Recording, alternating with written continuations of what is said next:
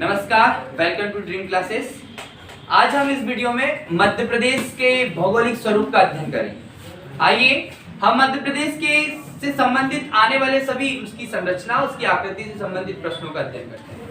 तो मैंने लास्ट के वीडियो में और लास्ट की कक्षा में आपको मैंने ये बताया था कि मध्य प्रदेश जो है ये गोंडवाना रेंज की चट्टानों से बना हुआ, मतलब गोंडवाना रेंज की भूभाग पर प्रायद्वीप भारत पर स्थित एक प्रायद्वीप भारत का उत्तरी भाग। ठीक है, इसमें मैंने आपको समझाया था कि मध्य प्रदेश जो है ये तीन भूभाग, मध्य प्रदेश के तीन भूभाग से प्रश्न पूछे जाते हैं बेटा। कौन से?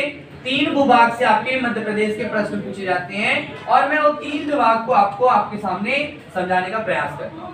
ठीक है, जिनमें हमने आपको बताया होगा कि मध्य प्रदेश जो है वह तीन भागों में, जैसे अगर हम देखते हैं पहला उच्च यानी कि मध्य उच्च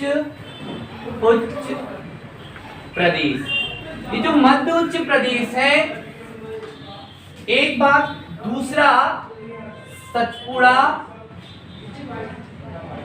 मैकाल श्रेणी, तीसरा आपका पूर्वी पठार। तीसरा क्या है बेटा? पूर्वी पठार। ओके, इसी को हमने क्या कहा था? बघेल खंड। ठीक है, पूर्वी पठार या बघेल खंड। तो ये अपने को थोड़ा ध्यान रखना है कि मध्य उच्च प्रदेश, जो मध्य प्रदेश है इसका हमने क्षेत्रफल यदि देखा तो मध्य प्रदेश का अगर हम क्षेत्रफल की चर्चा करें तो मध्य प्रदेश कितना मैंने आपको बताया था? 3,08,252 वर्ग किलोमीटर में हमारा क्या बैठा हुआ है बेटा? मध्य प्रदेश फैला हुआ है, जो पूरे भारत का कितना 9.38%। बेटा आप लोगों को डिजिट बिल्कुल याद नहीं है ना? याद करो, घर पे जाके पढ़ाई करो। तो ये मध्य प्रदेश 3,08,252 वर्ग किलोमीटर में फैला है। ये 9.38% भाग पर है भारत के। इस मध्य प्रदेश में भौगोलिक दृष्टि से देख रहे हैं तो एक है मध्य उच्च प्रदेश, एक है सतपुड़ा मैकाल और एक है पूर्वी पठार। इस मध्य उच्च प्रदेश को फिर से अगर हम देखें तो 5 भागों में बांटा गया।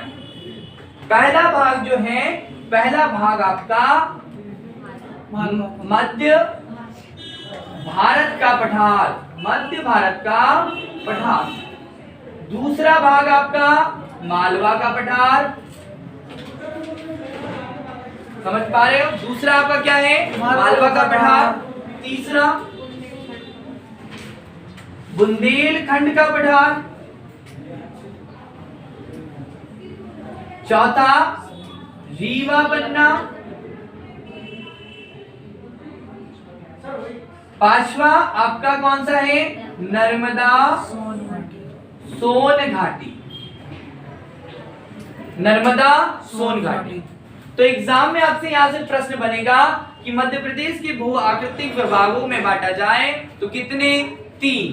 पहला मध्य उच्च प्रदेश, दूसरा सतपुड़ा, तीसरा पूर्वी पठार। ठीक है, जिसको हम क्या कह रहे हैं? बघेलखंड।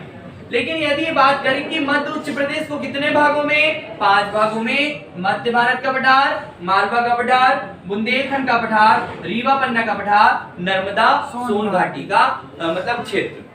ठीक है, अर्थात आपको ये समझना है कि ये मध्य प्रदेश जो है ये प्रायद्वीपीय पठार पर स्थित है, अर्थात यहाँ पर इसकी संरचना कैसी होगी? पठारी होगी। और ये मध्य प्रदेश के कौन से भाग में है? उत्तरी भाग में, यानी कि आपके प्रायद्वीप पठार के कौन से भाग में? उत्तरी पठार में, उत्तरी क्षेत्र में। अर्थात इसका ढलान भी हमें ध्यान रखना है। इसका ढलान कैसे ज्ञात करेंगे? हमें पता चल जाएगा, हम बनाएंगे संरचना, नदियों को बहाकर देखेंगे तो हमारी नदियां सभी उत्तर और उत्तर पूर्व की दिशा में बहती हैं। ठीक है, तो ये इसको अब हम देखते हैं। तो बेटा आज इसके अंदर हम आपको सबसे पहले इंपॉर्टेंट जो पठार हैं, आज मालवा के पठार का अध्ययन करें। किसका? मालवा के पठार का अध्ययन। ध्यान रखना है, मालवा का पठार, मालवा का पठार। ये जो मालवा का पठार है इसके बारे में हम समझने का प्रयास करते हैं। मालवा का पठार मध्य प्रदेश का सबसे बड़ा, बेटा मध्य प्रदेश का सबसे बड़ा भूभाग है। क्या समझ पा रहे हैं आप? अर्थात इस मध्य प्रदेश की संरचना में देखें तो सबसे बड़ा क्षेत्र यदि किसी जिले का आ रहा है, किसी भाग का आ रहा है, वह भाग कौन सा है? आपका मालवा। ठीक है, मैं आपको एक काम करता हूं, सबसे पहले आपको ये मालवा के पठार के बारे में बता देता हूं, साथ में अन्य संरचनाओं को। जैसे कि उत्तर में आपका ये वाला जो भाग है, ये वाला भाग आपका क्या कहलाता है? मध्य भारत का पठार। ठीक है, ये आपका मालवा का पठार। इसी के पास में ये वाला भाग जो है ये बुंदेलखंड का भाग का पठार कह रहे हैं। फिर यहां पर ये कौन सा है? रीवा पन्ना का पठार। और यहां पर ये संरचना हमारी बनी, इसमें क्या है? तो आपकी नर्मदा सोन घाटी। क्या हुआ बेटा? नर्मदा सोन घाटी। ओके, और इसके नीचे वाला भाग, इसको हम क्या कहते हैं? सतपुड़ा। ठीक है, सतपुड़ा। ओके, तो ये वाला भाग कौन सा हो गया? सतपुड़ा और मैकाल। कौन सा बेटा? सतपुड़ा और मैकाल। साथ में ये वाला भाग, इसको हम क्या कहेंगे? पूर्वी पठार या हम कहेंगे बघेलखंड। आप लोग थोड़ा सा ध्यान रखना है। तो आज हम इसमें क्या पढ़ रहे हैं? मालवा का पठार। हमारा जो मालवा का पठार है ये मध्य प्रदेश का सबसे बड़ा भूभाग है। इसका क्षेत्रफल यदि हम देखें तो इसका क्षेत्रफल है 88,222 वर्ग किलोमीटर। कितना बेटा? 88,222 वर्ग। ये मालवा का पठार 28,222 वर्ग किलोमीटर फैला है, जो मध्य प्रदेश का 28% भाग है। कितना है बेटा? मध्य प्रदेश का 28%। मालवा का पठार का नाम मालवा क्यों पड़ा? तो प्रश्न ये इतिहास से है कि मालवा का पठार का नाम मालवा वहां की मलव जनजाति के नाम पर पड़ा। हम देखते हैं कि प्राचीन काल में भारत के उत्तर पश्चिम पंजाब क्षेत्र में मलव नाम की एक जनजाति रहती थी। वे आकर कहां पर बसी? मालवा के क्षेत्र में आकर बसी, इसलिए इस पठार का नाम मालवा का पठार। ऐतिहासिक रूप से यदि हम देखें तो मालवा के पठार में बहुत सारे राजवंशों ने शासन किया, बहुत सारे लोगों ने इस क्षेत्र में। जैसे हम बात करें तो हमारी एक जनपद जो थी उज्जैनी, मतलब आपको अवंती, उज्जैनी राजधानी थी अवंती महाजनपद, है ना। यहाँ पर गुप्त शासक विक्रमादित्य और गुप्त शासकों की राजधानी रही। ठीक है, परमार शासक ने भी आपके इंदौर और आपके धार शासन किया। साथ में होलकर और इन अन्य रियासतों ने भी यहाँ पर शासन किया। अंग्रेजों का भी यहाँ पर छावनी रही। तो मालवा का पठार का इतिहास आपको ध्यान रखना। बाज बहादुर आपको बहुत इंपॉर्टेंट पूछा जाता है यहाँ से मालवा के पठार में। मंदसौर का किला, ठीक है, ये तो मंदसौर का भाग थोड़ा मध्य भारत के पठार में आता है और थोड़ा मालवा के पठार में आता है। तो मंदसौर का किला अलाउद्दीन खिलजी ने बनाया। यहाँ पर धार में मांडू में जहाज महल और बहुत सारे महल का निर्माण करवाए हैं। ठीक है, आपके गैरसिद्दीन तुगलक ने धार का किले का निर्माण किया। तो बेटा अगर हम ऐतिहासिक दृष्टिकोण से देखें और दार्शनिक स्तर में, तो मालवा के पठार में बहुत सारे क्षेत्र आपको मिलेंगे, बहुत सारा इतिहास मिलेगा। तो यही मालवा का पठार क्या है बेटा? सबसे ज्यादा इसका निर्माण कैसे हुआ है? तो निर्माण ध्यान रखना बेटा कि इसका निर्माण कैसे है? ज्वालामुखी लावा से। ज्वालामुखी दरार के माध्यम से ज्वालामुखी लावा निकला, जिसके ठंडे होने से बेसाल चट्टान का निर्माण हुआ। और क्या हुआ बेटा? इससे धीरे धीरे टूटकर काली मिट्टी बनी और मालवा के पठार में सर्वाधिक मात्रा में काली मिट्टी। ठीक है, ये जो मालवा का पठार है ये लगभग 17 जिलों में विस्तृत है। कितना बेटा? 17 जिलों। इन 17 जिलों में यदि मैं देखूं तो आपका मंदसौर, रतलाम, उज्जैन, शाजापुर, आपका आगर मालवा, देवास, सीहोर, भोपाल, आपका रायसेन, ठीक है, आपके उज्जैन, धार, आपके अलीराजपुर, साथ में झाबुआ, इंदौर, ऐसे अगर हम देखें तो 17 जिले जो हैं इस मालवा के पठार में आते हैं।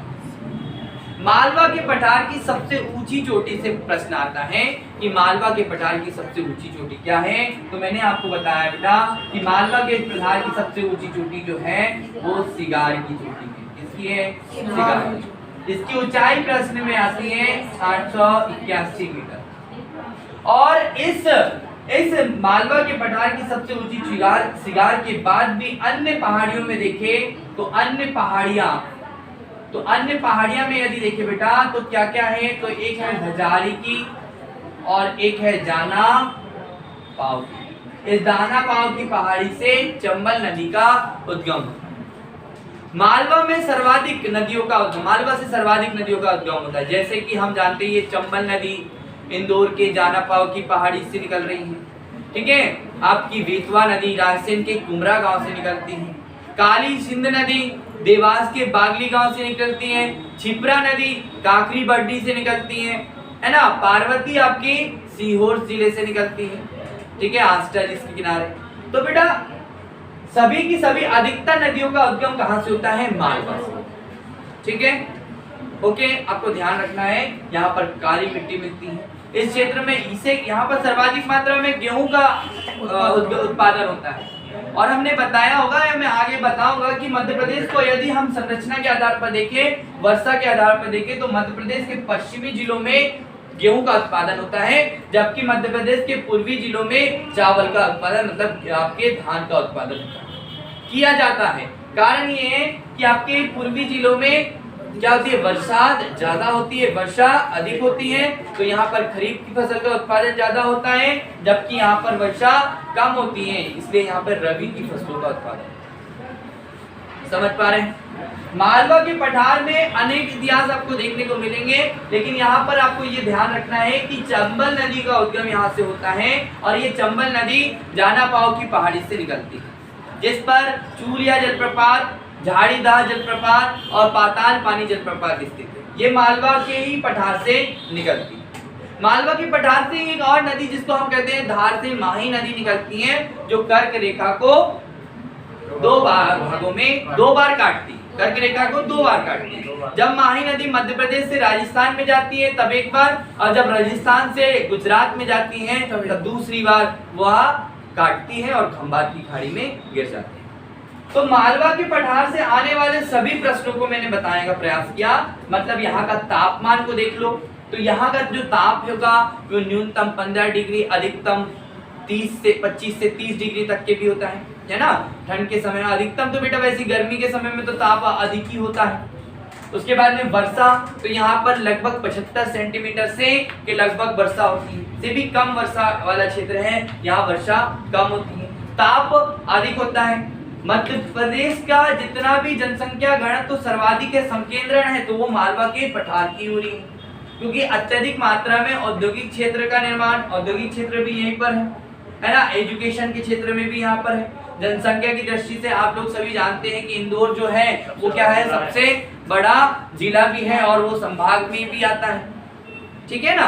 आपको ध्यान रखना है बेटा, ये जनसंख्या और क्षेत्रफल की दृष्टि से संभाग और जिला बहुत सरल है, याद रखना। पूछा जाता है प्रश्न की जनसंख्या की दृष्टि से सबसे बड़ा संभाग, तो आपको बताना है इंदौर संभाग। कारण क्यों? क्योंकि उसमें इंदौर जिला जो है वो सर्वाधिक है, जनसंख्या में सर्वाधिक इंदौर, तो सब संभाग भी कौन सा होगा? इंदौर। आपसे पूछा जाए क्षेत्रफल की दृष्टि से सबसे बड़ा संभाग, तो आपको बताना है संभाग में जबलपुर। क्यों? क्योंकि उसमें क्षेत्रफल की दृष्टि से सबसे बड़ा जिला कौन सा है? छिंदवाड़ा, जो कहां पर स्थित है? आपके जबलपुर। तो ऐसी तरह से दो एक दूसरे से कनेक्ट कर लिया करो ताकि आप लोगों को क्या हो, प्रश्न बन जाए, ठीक है। तो मालवा का पठार आपको ध्यान रखना है, ठीक है। इसमें होने वाली फसल भी मैंने बता दी कि गेहूं हो रहा है, यहाँ पर सोयाबीन भी होता है, क्योंकि आप सभी जानते हैं कि उज्जैन में जो है एशिया का सबसे बड़ा सोयाबीन संयंत्र है।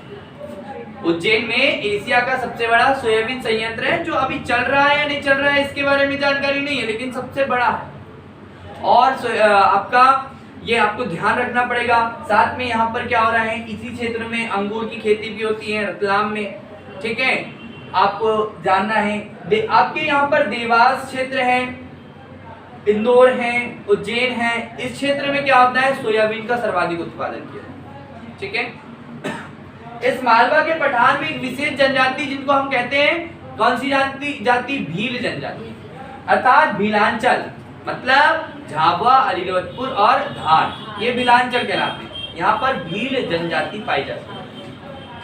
इसके लिए फेमस जो स्थान है इस मालवा के पठार में ही है, जिसमें हम कहते हैं भागोरिया हाट, जिसको हम कहते हैं भागोरिया नृत्य और भागोरिया हाट जो लगाया जाता है, उत्सव मनाया जाता है होली के समय।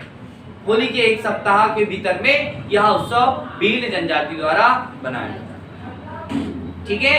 तो मालवा के पठार से अनेकों नदियां निकली है। एक समय में जब यहाँ पर फायान नाम का यात्री आया था, चीनी यात्री, उसने मालवा की जलवायु को सर्वश्रेष्ठ जलवायु बताया। ठीक है। मालवा की जलवायु क्या बताया बेटा? सर्वश्रेष्ठ, अर्थात गेहूं का भंडार है। ठीक है। सर्वश्रेष्ठ जलवायु है। ओके। सबसे बड़ा भूभाग है, सर्वाधिक नदियों का उद्गम होता है, सर्वाधिक काली मिट्टी यहीं पर पाई जा रही है। ओके। यहाँ पर याद रखना कि मालवा के पठार में बिंद श्रेणी है, के मध्य से बिंद श्रेणी भी गुजरती है, जो आपको मैंने बताया था गुजरात से लेकर झारखंड तक। तो आज आपको मैं इस वीडियो में मालवा के पठार का ही अध्ययन करवाऊंगा। अगला जो वीडियो होगा जो अन्य जो प्रादेशिक विभाग है मध्य प्रदेश के, उसके बारे में हम अध्ययन करेंगे। ठीक है। तो आप कमेंट में इस वीडियो को कैसा लगा ये बताइए और चैनल को सब्सक्राइब कीजिए, लाइक कीजिए।